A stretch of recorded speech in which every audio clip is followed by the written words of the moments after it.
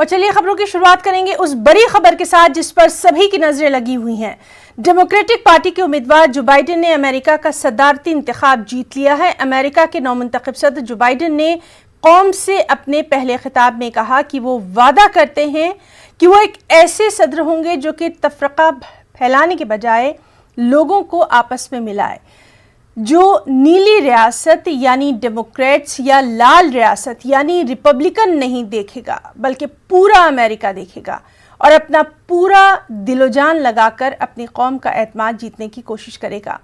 واضح رہے کہ ٹرمپ نے بغیر کوئی ثبوت پیش کیے کئی بار صدارتی انتخاب میں بے ضابطگیوں کے الزام لگائے ہیں۔ اب ان کی انتخابی دفتر نے ایریزونا میں ایک اور مقدمہ دائر کر دیا ہے جس میں الیکشن کے روز ڈالے گئے ووٹوں کو غلط طریقے سے مسترد کرنے کا الزام لگایا گیا ہے۔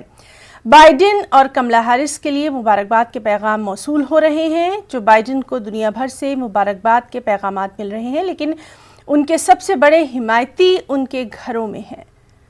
بائیڈن کی فتح کے اعلان کے فوری بعد ان کی اہلیہ اور بیٹی نے ٹویٹر پر مستقبل کے صدر کے ساتھ اپنی تصاویر شیئر کی۔